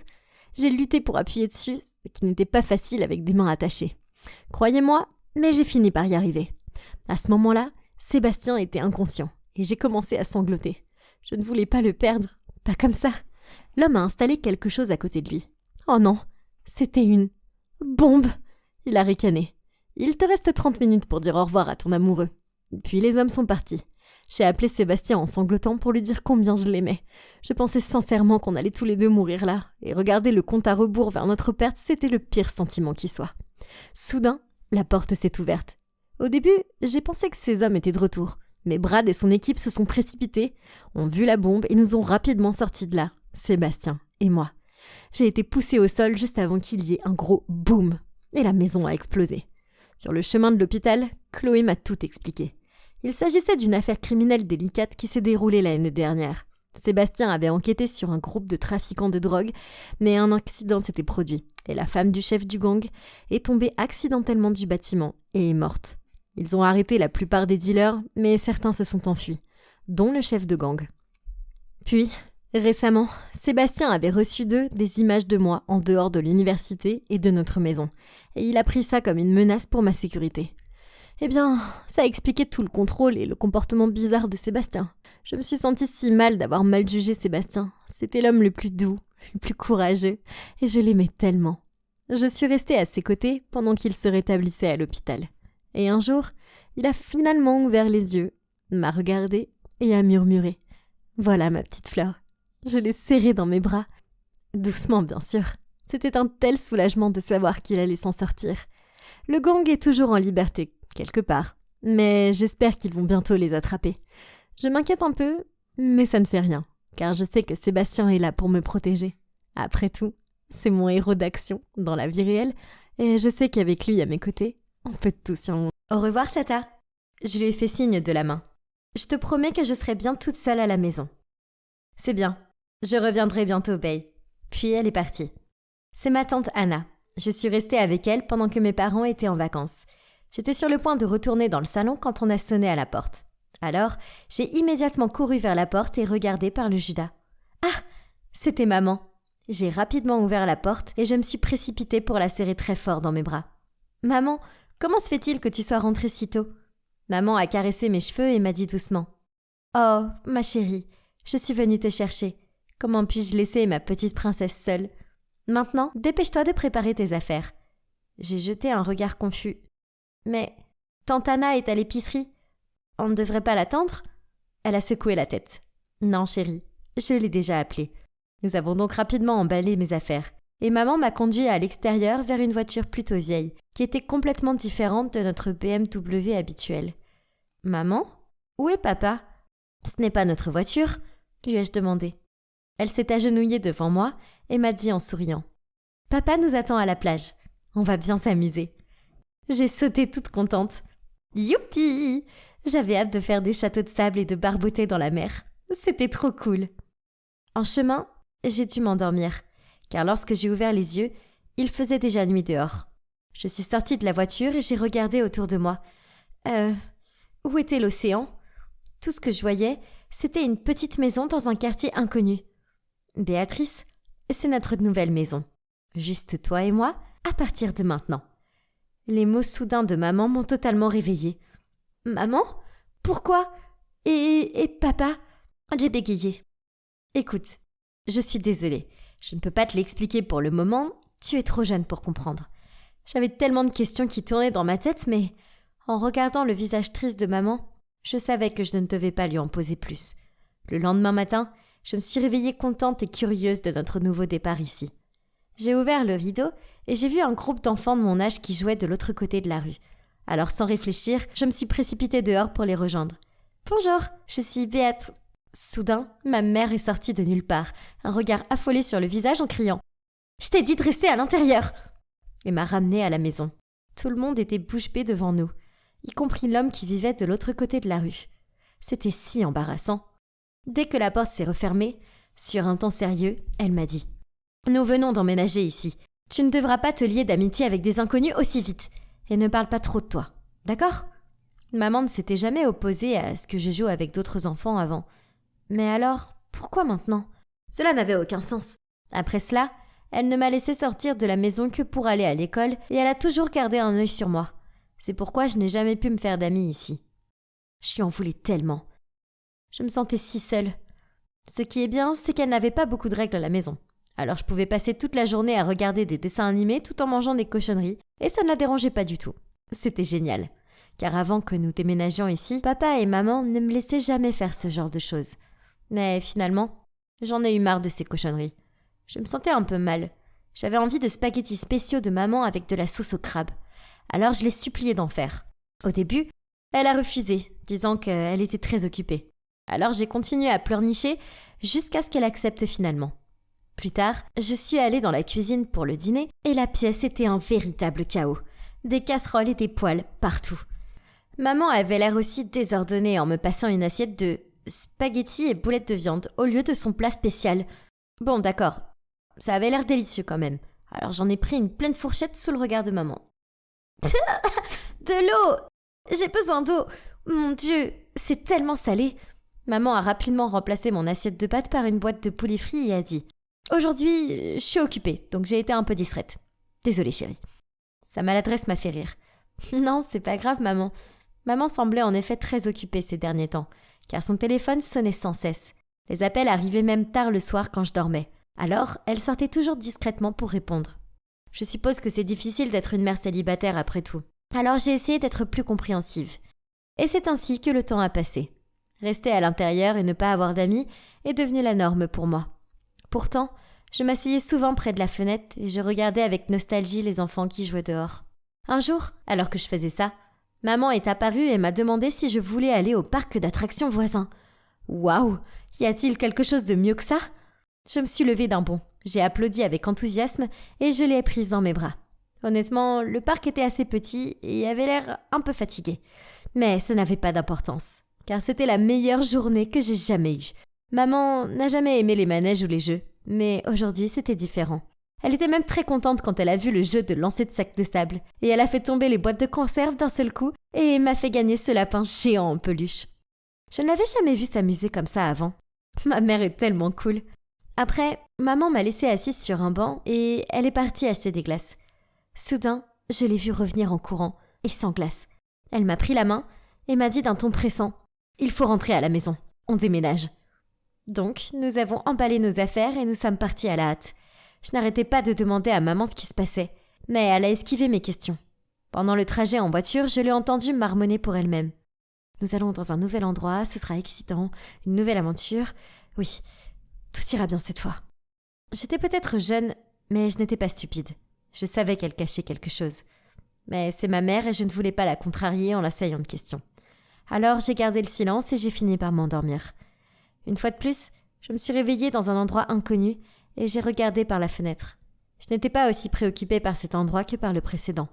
Je ne voulais pas m'y attacher, car je ne savais pas combien de temps il faudrait avant que maman ne nous fasse déménager à nouveau. Mais il y avait quelque chose qui me dérangeait. De l'autre côté de la rue, il y avait un homme qui regardait directement notre nouvelle maison. Il était identique à notre précédent voisin. Peut-être qu'il venait de déménager lui aussi ? Quelle coïncidence ! J'ai parlé de cet homme à maman, et elle m'a dit qu'elle ne le connaissait pas et m'a sévèrement interdit de le fréquenter. À l'école, j'étais l'enfant bizarre qui ne parlait à personne. Plus je grandissais, plus je me sentais mal. Les autres enfants se moquaient de moi, et je les entendais me traiter de bizarre dans mon dos. Je me sentais si seule et déprimée. Alors à la maison, je m'asseyais souvent près de la fenêtre avec un livre, et j'essayais d'imaginer que les aventures que je lisais m'arrivaient à moi. Pire encore, maman agissait encore plus bizarrement que d'habitude. L'autre jour, en rentrant de l'école, je l'ai trouvée en train de jeter des aliments parfaitement bons hors du réfrigérateur. Certains étaient même tout neufs. Je lui ai demandé ce qu'elle faisait et elle a répondu « Ils ont moisi, alors je m'en débarrasse ». Puis elle a commencé à frotter le frigo. L'odeur ne part pas. Pourquoi ça ne part pas ? De quoi parlait-elle ? Tout semblait aller bien. Qu'est-ce qui se passe ? J'ai alors découvert que maman quittait souvent la maison tard la nuit et ne revenait pas avant l'aube. Je savais que si je lui posais la question, elle ne dirait rien. Alors cette nuit-là, je me suis faufilée dehors et je l'ai suivie. Maman portait des vêtements sombres et un chapeau, et une grande écharpe couvrant son visage, même s'il ne faisait pas si froid dehors. Pourquoi ce déguisement ? Puis, pouvez-vous le croire ? Je l'ai aperçue allant chez le voisin et le câlinant sous son porche. J'ai sauté hors de l'obscurité et j'ai crié « Maman, qu'est-ce qui se passe ? Je croyais que nous n'étions pas censés parler à cet homme. » Elle m'a jeté un regard alarmé. À ce moment-là, maman a reçu un texto. D'une voix paniquée, elle m'a dit « Béatrice, on doit partir, maintenant. Je t'expliquerai tout plus tard, je te le promets. » Juste après, l'homme mystérieux nous a fait un signe et nous a dit de monter dans sa voiture. Puis, il a filé dans la nuit. Après avoir repris mes esprits, je me suis tournée vers ma mère et je lui ai demandé « J'espère que t'as une explication à tout cela. » En fait, on est en danger, chérie. C'est ton père.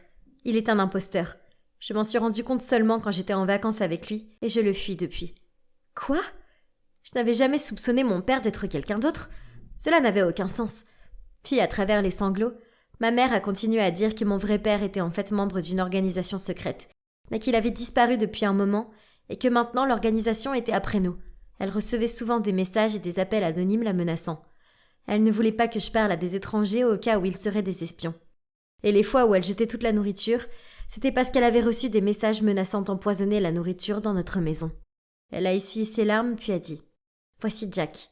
Nous sommes allés à l'université ensemble et il m'a été d'une grande aide. Nous sommes tombés amoureux mais je n'ai pas osé te le dire car j'avais peur que tu ne comprennes pas. » J'ai regardé ce Jack. Je ne sais pas, il y avait quelque chose de bizarre chez lui. Mais peut-être que j'étais juste paranoïaque. Je veux dire, il avait aidé maman, non ? Ah, qu'est-ce que c'est ? Depuis que j'ai découvert l'organisation secrète, je suis un peu nerveuse. Et s'ils arrivaient soudainement et nous emmenaient maman et moi ? Je sais que maman est inquiète aussi, car elle semble si distante. Je veux juste que les choses aillent pour le mieux. Puis, Noël est arrivé. C'était un Noël un peu spécial, car pour la première fois depuis que nous nous sommes cachés, nous avons eu des invités. Enfin, un invité. Jack. Nous avons levé nos verres pour un joyeux Noël, mais au lieu de le poser, ma mère l'a englouti d'un seul coup. « Maman, est-ce que tu bois ce soir ?» J'ai demandé sceptiquement. « Bien sûr, ma chérie. C'est Noël. Laisse-moi te dire que… » Je n'en suis pas moins un homme quand il s'agit de boire, haha. Je me suis mordillé la lèvre en pensant à tout ça. Maman était allergique à l'alcool, et elle ne buvait que de minuscules gorgées, tout au plus. Soudain, une idée m'a traversé l'esprit. Peut-être que papa n'était pas l'imposteur après tout. Peut-être que c'était maman depuis le début. Elle aimait les montagnes russes, alors que dans mon souvenir, maman avait le vertige. Elle ne savait pas cuisiner. Elle aimait maintenant Jack, un homme étrange, et elle pouvait boire de l'alcool sans être malade. Si c'était vrai, alors à qui je pouvais faire confiance maintenant ? Quelque chose n'allait pas. J'avais un pressentiment. Alors le lendemain, je suis secrètement allée chez les flics au lieu d'aller à l'école comme d'habitude. J'ai alors découvert quelque chose de fou. Il s'est avéré que mes vrais parents me cherchaient depuis 6 ans. Oh mon Dieu! Quant à la mère avec qui je vivais, qui était-elle? J'ai essayé de rester calme en attendant que la police contacte mes parents en premier. Et dès qu'ils sont arrivés, nous avons tous les 3 fondu en larmes. C'est alors que ma vraie mère a dit toute la vérité. En fait, elle avait une sœur jumelle appelée Linda. Personne d'autre n'avait su pour Linda, car à cause de ses problèmes de dette, mon grand-père l'avait rejetée et lui avait interdit de se montrer devant la famille. Mais ma mère ne pouvait pas renier sa propre jumelle. Alors elle lui donnait secrètement de l'argent. Puis une fois, Linda a demandé trop d'argent et ma mère a refusé. À l'improviste, elle est venue et m'a emmenée pour faire pression sur ma mère afin qu'elle lui envoie plus d'argent. Pendant ce temps, ma mère continuait à transférer de l'argent pour s'assurer qu'elle subviendrait à mes besoins. Elle n'avait pas donné plus d'informations sur Linda aux flics, parce que maman voulait d'abord la tirer d'affaire pour que sa sœur n'ait pas d'ennui. Waouh, c'était beaucoup à encaisser. Après cela, maman a couru vers papa qui était en ligne pour parler à la police. Elle a attrapé sa main et l'a supplié de donner une chance à tante Linda. Comme vous le voyez, je n'ai pas pu avoir une enfance normale à cause de ma tante. Ce qu'elle avait fait était mal. Mais il y avait une partie de moi qui prendrait toujours soin d'elle, car elle m'a élevée pendant toutes ces années. Et mon cœur m'a poussé à dire « Papa, je ne veux pas la dénoncer non plus. » Mon père m'a regardé avec hésitation, mais finalement il a hoché la tête en signe d'approbation. Nous avons donc décidé de régler cette affaire nous-mêmes, sans l'intervention de la police. Le lendemain, comme prévu, j'étais dans le jardin avec ma fausse maman, lorsque sa jumelle identique est arrivée chez nous et l'a confrontée. Une fois que ma tante Linda s'est remise du choc initial, elle m'a tout avoué. C'était triste, mais je suis contente que tout soit terminé maintenant.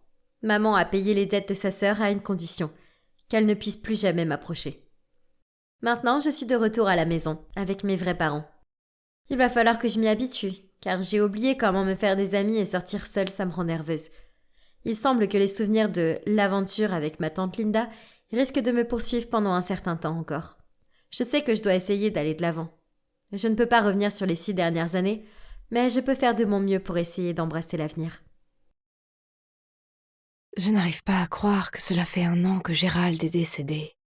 Je sais que ça a été dur, mais le bon côté des choses, c'est qu'au moins tu auras toujours tes 2 merveilleuses filles. Merci, a-t-elle souri. Puis, elle a frotté la tête de Jamie. Je suis très fière de celle-ci. Ouais, Jamie est jolie, Jamie est féminine, Jamie est adorable. Et j'étais juste l'autre enfant. J'ai regardé les 3 se détendre sous le porche, riant de choses stupides et appréciant leur limonade, pendant que je me débattais avec cette stupide tondeuse à gazon. Elles ne m'ont même pas remarqué. J'ai rapidement terminé, puis j'ai attrapé mon skateboard et je me suis dépêchée de partir. Charlotte, arrête-toi là. Et où exactement penses-tu aller sans ma permission? Faire du skateboard, je grommelle et je pars. Peu importe, elle s'en fichait de toute façon, elle voulait juste m'étouffer. Ce n'était pas comme ça quand j'avais mon père de mon côté. Comme vous pouvez le voir, je ne suis pas une fille féminine. Tous ces trucs de manucure et de maquillage me paraissent insensés. Mais ma jumelle non identique, Jamie, vit pour ça. Elle se réveille toujours très tôt seulement pour avoir plus de temps pour se coiffer, se maquiller et choisir sa tenue du jour. Ensuite, tout ce qu'elle fait à l'école, c'est s'asseoir avec les autres Barbies et rire de presque tout. Mais je suppose que c'est le genre de fille que maman préfère, car il est absolument évident que Jamie est sa préférée. C'est toujours moi qui devais faire toutes les corvées de la maison, juste pour que ça, Jamie puisse rester assise à scroller sur son téléphone. Une fois, alors que je faisais la vaisselle, j'ai entendu un cri assourdissant. Non, ma sœur n'était pas en train de se faire assassiner. À la place, il y avait une araignée qui rampait sur le sol. Pfff, c'était juste une araignée. Quelle connerie! Je ne voulais pas être une serviteuse, je voulais juste faire du skateboard. Ouais, le skateboard et la peinture sont mes vraies passions. Mais maman m'a dit que le skateboard était pour les garçons. Oh, c'est ridicule. Alors je sortais souvent en cachette. Il y a eu des fois où j'étais tellement passionnée que j'ai perdu la notion du temps et je suis arrivée à la maison sous les yeux furieux de maman. Tu es punie. La prochaine fois, je n'hésiterai pas à casser tes planches en deux. Bon sang, c'était vraiment injuste. Je l'ai bousculée et j'ai couru dans ma chambre. Puis, serrant ma planche dans mes bras, j'ai fondu en larmes. J'aimerais que papa soit encore là. Quand maman et moi nous disputions, il venait toujours dans ma chambre et me disait que maman agissait comme elle le faisait parce qu'elle se souciait de moi, mais qu'elle avait une façon différente de le montrer. Cela fait 1 an qu'il est mort, à cause d'un accident bizarre à l'usine où il travaillait. Maintenant, nous devons tous compter sur le travail de couturière à domicile de maman, et je suis juste devenue la fille qui fait les courses pendant que Jamie reste assise à se faire belle. Pire encore, maman a insisté pour que je prenne un emploi à temps partiel pour supporter la famille, alors que Jamie n'avait pas à le faire. Quand j'ai interrogé maman à ce sujet, elle a juste dit « Jamie n'est pas comme toi. Elle ne serait pas capable de gérer à la fois l'école et le travail. » Excuse-moi, quoi ?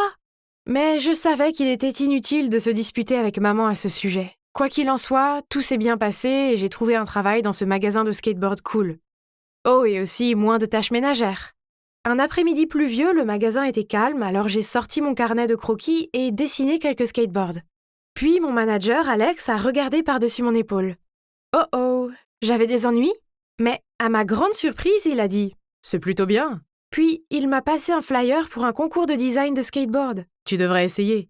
Je devais participer à ce concours, alors j'ai passé tout mon temps libre enfermé dans ma chambre à travailler sur mon design. Je n'ai pas vu maman ou Jamie pendant 1 semaine entière. Quelle tranquillité! Et devinez quoi?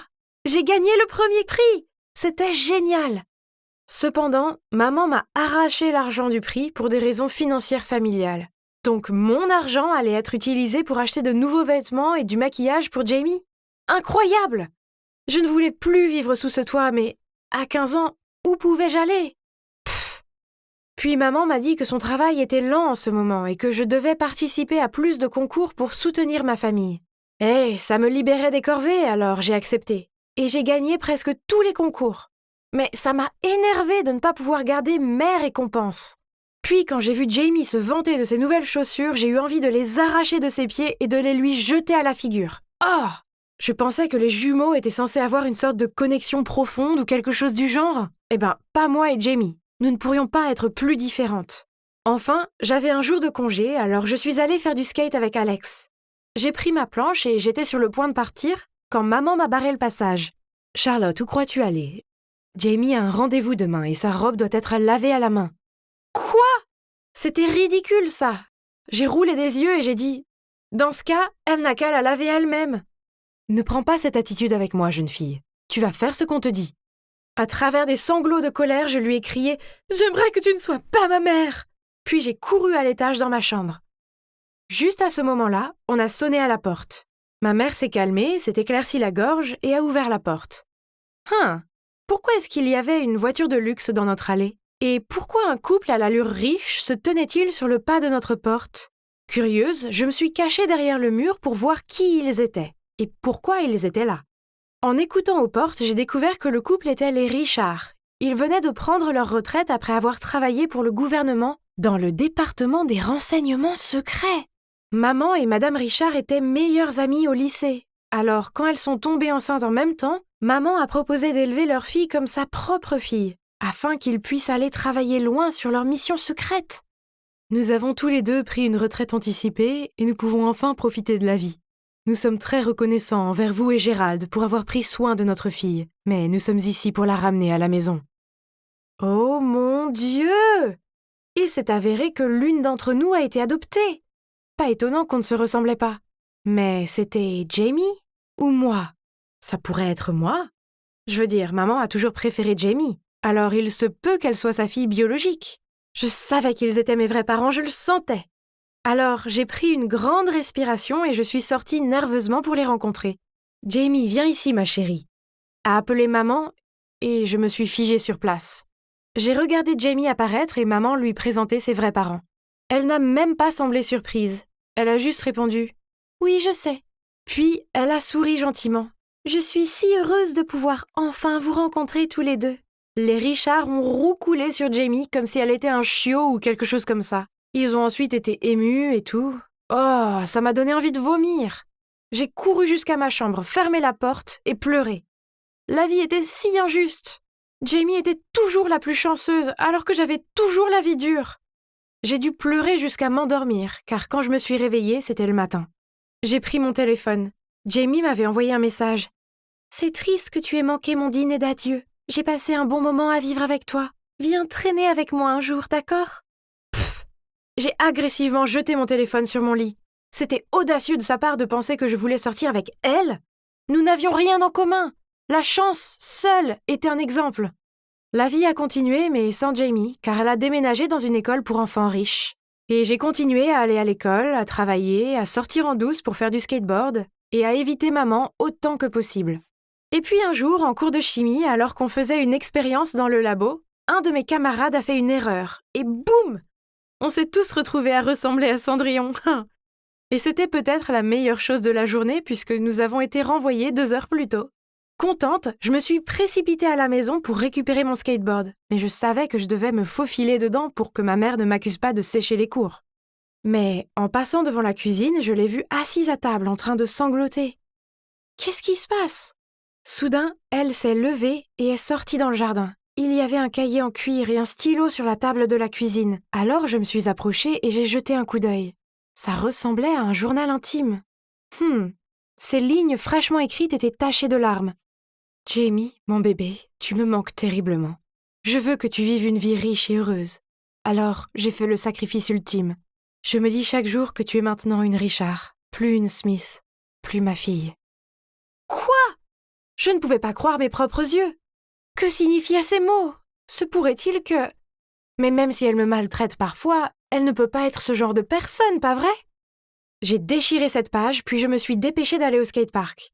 Seulement, je ne pouvais pas me concentrer, j'étais tellement préoccupée que j'ai raté mon pop chute et j'ai atterri sur mes fesses. Ah, ça me rendait folle ! Ce soir-là, maman est apparue devant ma porte et m'a demandé « Charlotte, qu'as-tu fait cet après-midi ?» J'ai répondu « Je te l'ai déjà dit, j'étais à l'école et ensuite au skatepark. »« Tu as vu mon cahier, celui en cuir ?» J'ai secoué la tête en guise de réponse. « Oh, c'est mon carnet de dépenses. Je ne me souviens plus où je l'ai laissé. » Elle a regardé autour de ma chambre encore une fois avant de partir. Quand elle a été hors de vue, j'ai immédiatement sorti mon téléphone et envoyé un texto à Jamie. « Jamie, tu me manques beaucoup. Puis-je venir chez toi demain ?» J'avais besoin de voir monsieur et madame Richard. Je devais découvrir ce qui se passait, une fois pour toutes.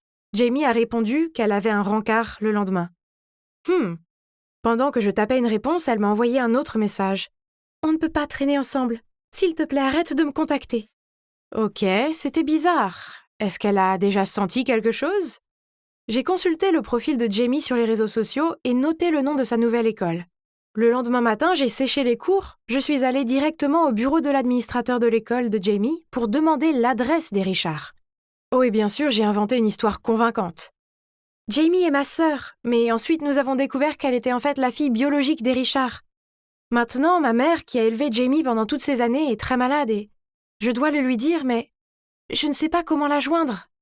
Parfait. Elle m'a tendu l'adresse et m'a même souhaité bonne chance. Comme il n'y avait pas de temps à perdre, j'ai patiné jusqu'à chez les Richards. En sonnant à leur porte, j'ai senti mon cœur faire des bonds dans ma poitrine. Je me suis présentée dès qu'ils ont ouvert la porte. « Salut, je suis Charlotte, la fille de Madame Smith. Mais je crois fermement que je ne suis pas Charlotte Smith, car j'ai quelque chose à vous montrer. » Puis, je leur ai tendu la page déchirée du journal de ma mère. Ils sont tous les deux devenus pâles comme 2 fantômes, et M. Richard a même dû s'agripper au cadre de la porte pour se stabiliser. Je me sentais mal de leur faire subir ça, je veux dire, et si je me trompais ? Alors j'ai suggéré « Faisons un test ADN pour être sûrs. » Quelques jours plus tard, les Richards ont débarqué chez nous avec Jamie. Ils ont déposé 2 résultats de test ADN devant maman. Je les ai regardés. Wow ! Il s'est avéré que je suis vraiment la fille biologique des Richards, après tout. Maman a eu un regard inexpressif, puis d'une voix calme, elle a dit « Je voulais juste que Jamie ait une vie riche et privilégiée. Elle n'est pas aussi forte que Charlotte. Elle en a plus besoin. Ne lui en voulez pas. Elle ne savait rien de tout ça. » Puis, elle a pris Jamie dans ses bras et a pleuré. Monsieur et Madame Richard avaient l'air bouleversés. Finalement, Monsieur Richard a réussi à trouver les mots pour dire « Jamie est aussi comme une fille pour nous maintenant. Nous allons prendre soin d'elle, comme vous l'avez fait avec notre fille.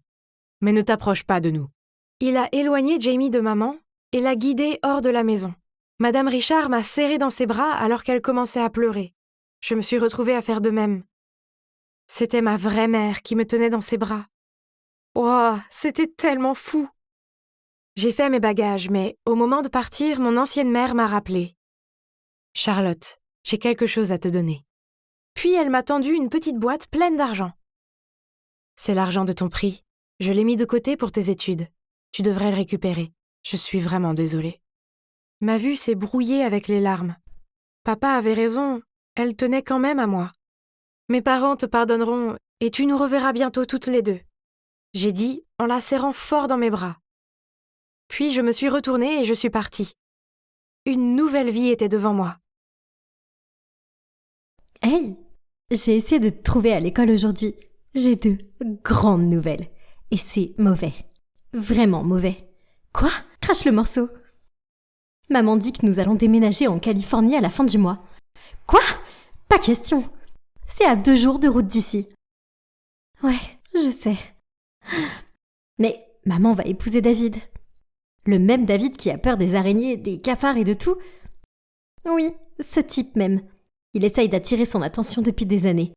Il lui envoie des fleurs, joue de la guitare sous notre porche. Et la semaine dernière, il a même grimpé sur le chêne pour pouvoir lui offrir des fleurs par la fenêtre de sa chambre. Ok, c'est un peu effrayant. Oui, tu as vu?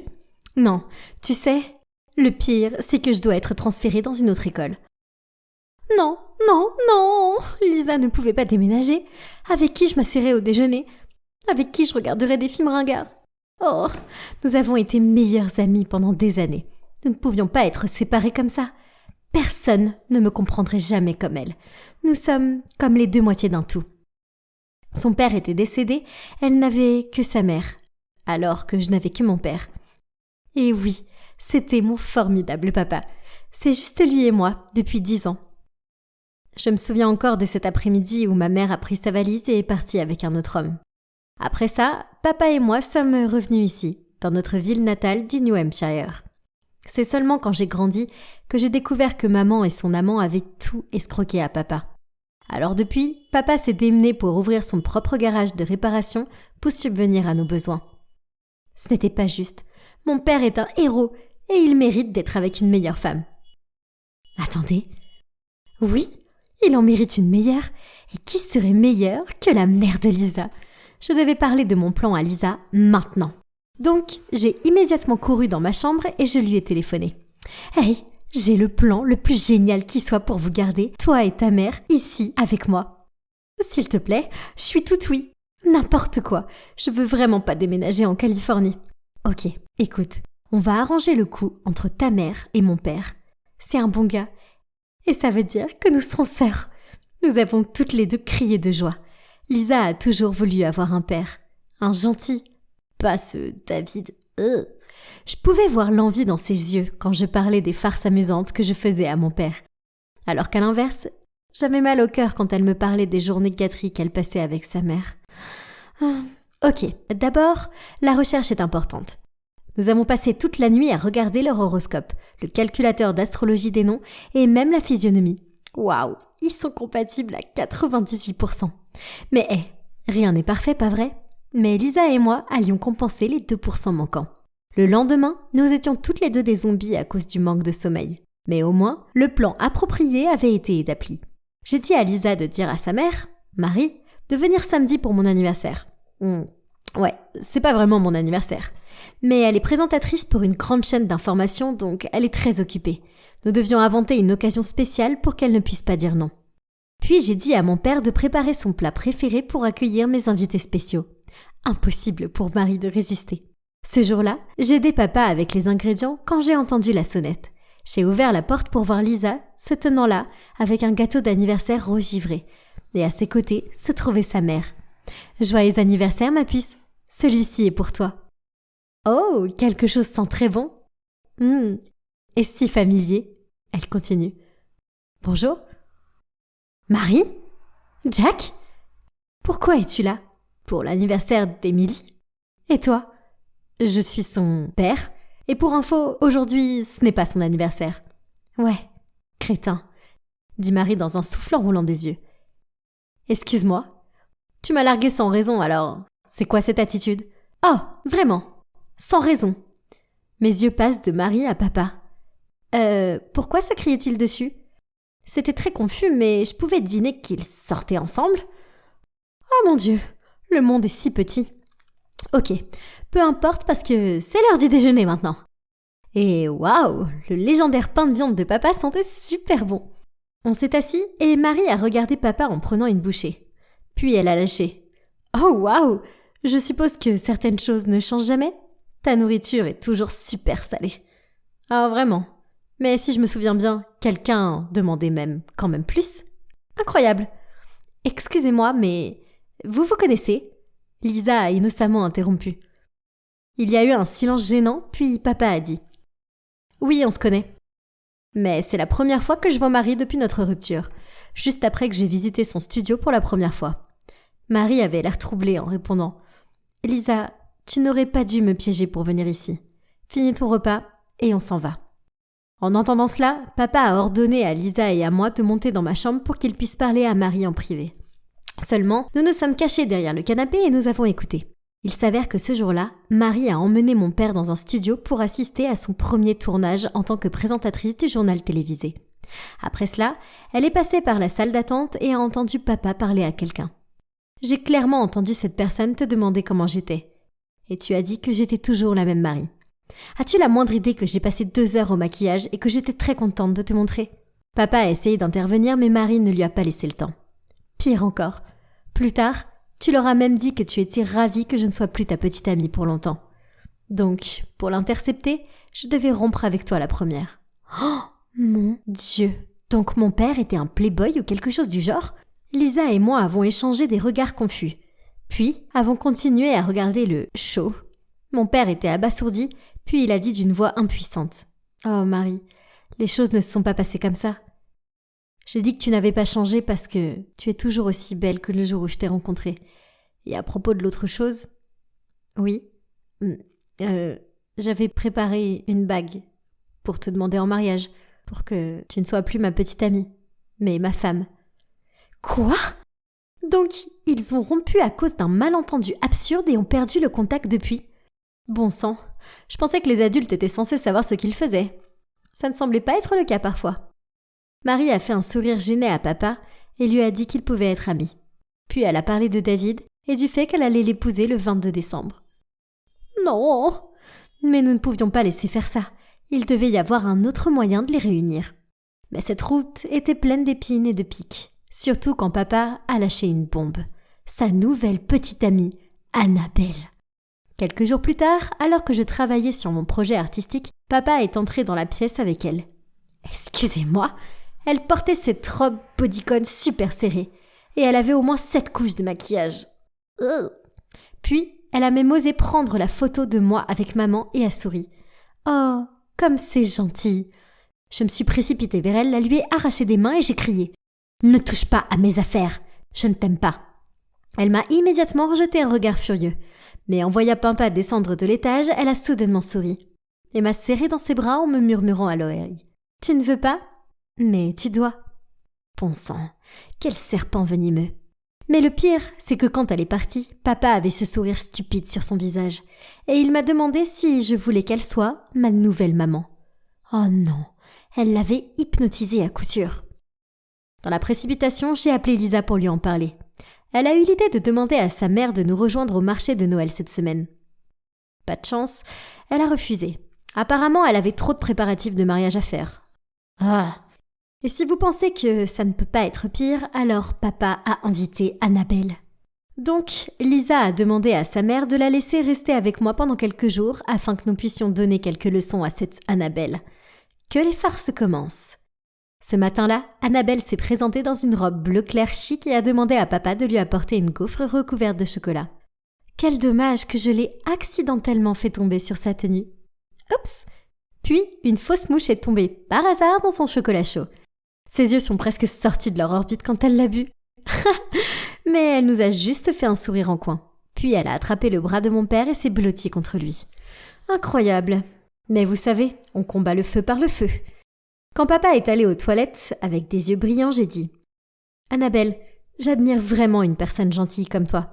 Mon père n'est qu'un mécanicien avec 1500 $ par mois, mais tu l'aimes quand même. » Bien sûr que ce n'est pas vrai. Il dirigeait sa propre entreprise. Mais peu importe. Pas possible. Il a l'air riche pourtant. Oh, il était probablement juste désespéré pour attirer ton attention. Il s'est un peu vanté. Et tu es fière de ça. Ce n'est pas drôle, chérie. Je ne joue pas dans la même catégorie que ton papa. Il n'y a pas moyen que je supporte un morveux comme toi pour un homme aussi pauvre. Juste à ce moment-là, mon père est revenu et, sans surprise, ils ont rompu. Maintenant qu'elle était hors jeu, papa était libre de conquérir Marie, n'est-ce pas?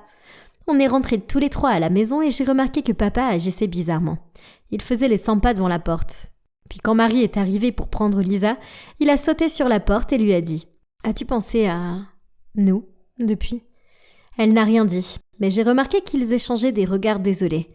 Leur amour l'un pour l'autre était manifestement si réel, puisqu'ils se connaissaient depuis qu'ils n'avaient rien. Et pourtant, ils ne faisaient rien à ce sujet. Nous étions déjà le 20 décembre, ce qui signifie qu'il ne restait que 2 jours avant le mariage. Je ne pouvais pas laisser notre plan tomber à l'eau comme ça. J'ai immédiatement pris mon téléphone pour appeler Lisa, mais la sonnerie était à côté de moi. Elle avait laissé son téléphone chez moi. Mince. Le lendemain matin, je suis passée devant chez elle pour aller à l'école comme d'habitude. Mais il n'y avait personne, et elle n'était pas à l'école non plus. Oh mon Dieu, avait-il déjà déménagé chez David? Je l'ai dit à mon père dès mon retour à la maison. Il a réfléchi une seconde, puis m'a demandé de monter dans la voiture dès que possible pour aller en Californie. C'est ainsi que notre voyage de 2 jours a commencé. Quand nous sommes arrivés au lieu du mariage, il était vide. Oh non, nous sommes arrivés trop tard. Papa avait l'air dévasté. Alors j'ai mis mon bras autour de lui et j'ai commencé à le faire sortir de là. Mais alors le réceptionniste est apparu et a dit « Oh, ils ne vous ont pas prévenu non plus ?» Le mariage a été annulé.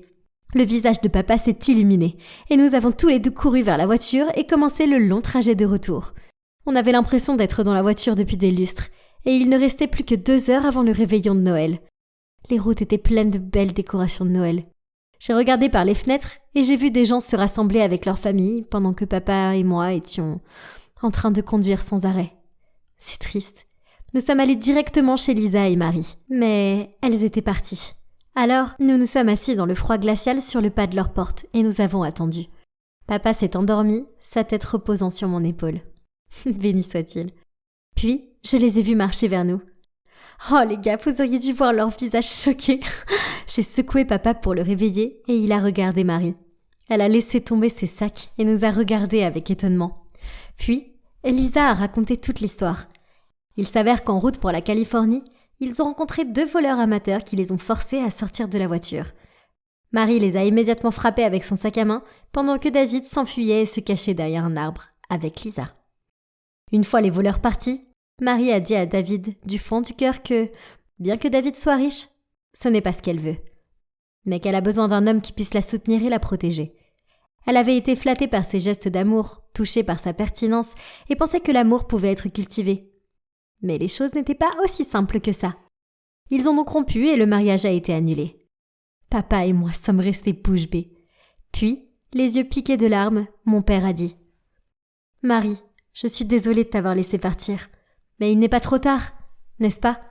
Juste après, il a sorti de sa poche la vieille bague de ce jour-là, s'est agenouillé et a dit « Marie, veux-tu m'épouser ?»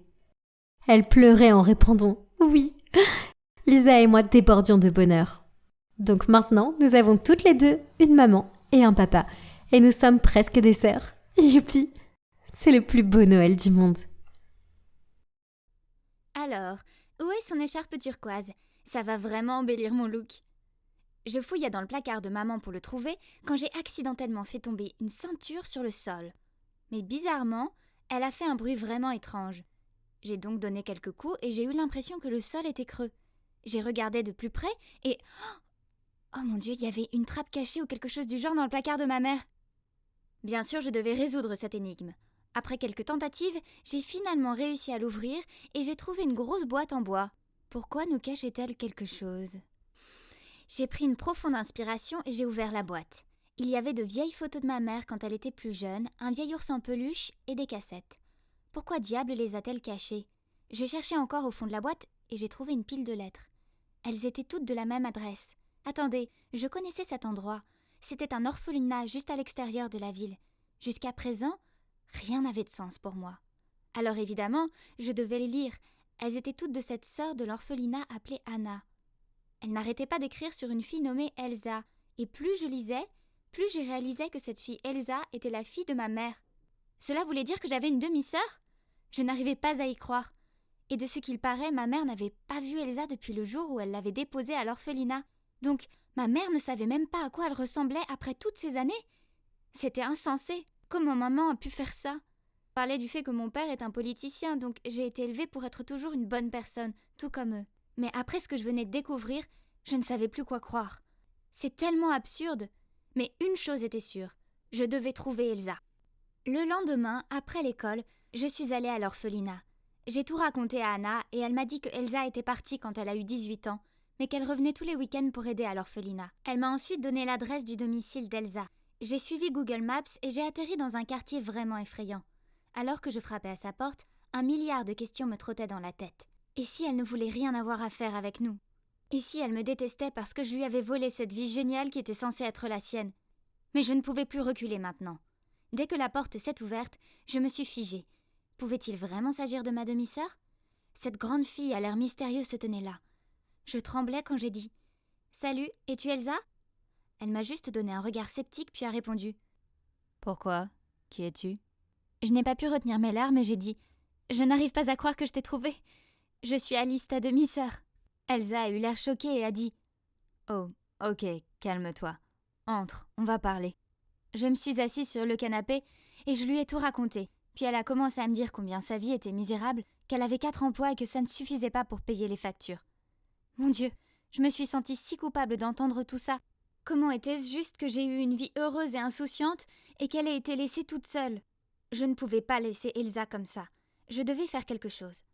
Après ça, je me suis précipitée à la maison et j'ai traîné maman dans ma chambre pour pouvoir lui parler en privé. Je l'ai confrontée et au début elle a nié, mais elle a fini par fondre en larmes et tout avouer. Je n'en croyais pas mes oreilles quand j'ai entendu toute l'histoire. À 18 ans, elle avait donné naissance à Elsa. Mais le père d'Elsa ne voulait pas prendre ses responsabilités, alors ma mère a décidé d'élever Elsa toute seule. C'était difficile pour elle car elle n'avait pas de travail décent. Au bout de 6 mois environ, mon père est apparu et s'est intéressé à elle. Comme il venait d'une famille aisée, ma mère a sauté sur l'occasion d'être avec lui. Cependant, elle pensait que s'il savait pour Elsa, il ne serait pas enthousiaste. Alors, le cœur lourd, elle a décidé d'envoyer Elsa à l'orphelinat. Depuis, elle a envoyé une lettre à Anna chaque année pour l'anniversaire d'Elsa. Mais elle lui a demandé de ne pas envoyer de photos d'Elsa, car c'était trop douloureux à voir. Je ne pouvais pas croire que ma mère avait abandonné sa fille pour de l'argent. J'ai supplié ma mère de rencontrer Elsa. Elle lui devait au moins ça. J'ai expliqué à quel point la vie d'Elsa était misérable et qu'elle ne méritait pas ça. Finalement, ma mère a accepté. Donc le lendemain, elle est venue me chercher à l'école et nous sommes allés chez Elsa. Dès que ma mère l'a vue, elles se sont embrassées et ont pleuré. Et ma mère a été choquée par l'état de délabrement de la maison d'Elsa et lui a immédiatement dit de venir vivre avec nous. Oh waouh, maman, je suis si heureuse que nous soyons réunis. Mais cette décision n'était-elle pas trop impulsive? Et papa? Bien sûr, il était super choqué. Ma mère l'a fait asseoir et lui a expliqué qui était Elsa. Mais il ne l'a pas bien pris et ils ont fini par se disputer, ce qui a conduit mon père à déménager. Je n'arrivais pas à le croire. Donc à partir de ce moment, c'était juste moi, ma mère et Elsa.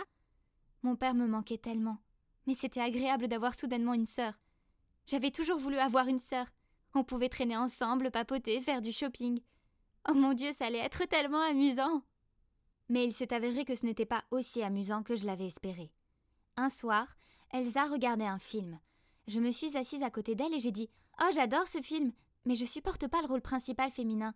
Sa voix est si agaçante. » Je me suis retournée pour voir la réaction d'Elsa, mais elle restait figée comme une planche. Alors j'ai continué. En fait, elle ressemble à mon amie Bénédicte.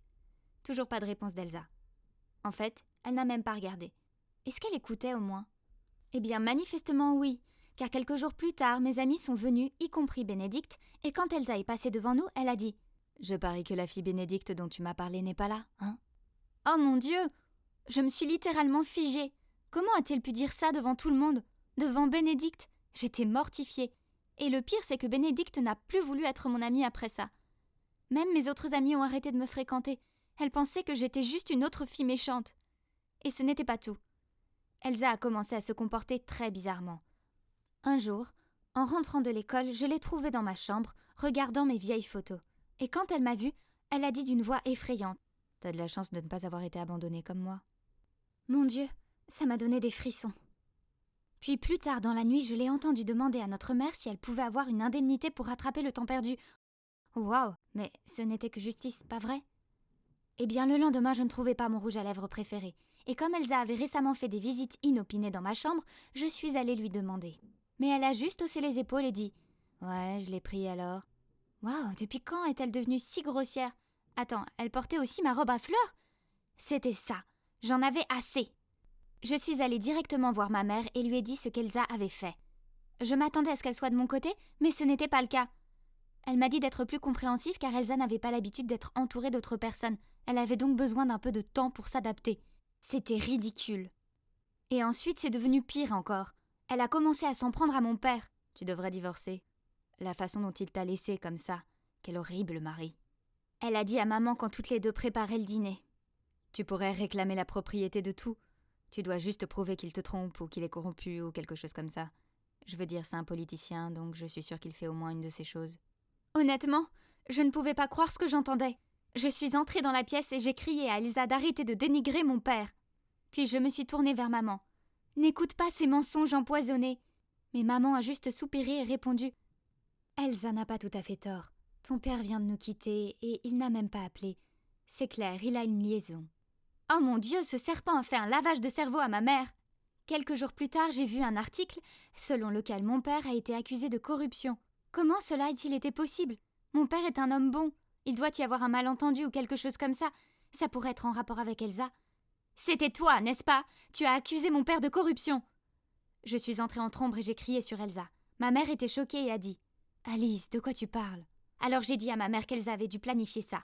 Et ma mère a dit: « Ne sois pas absurde.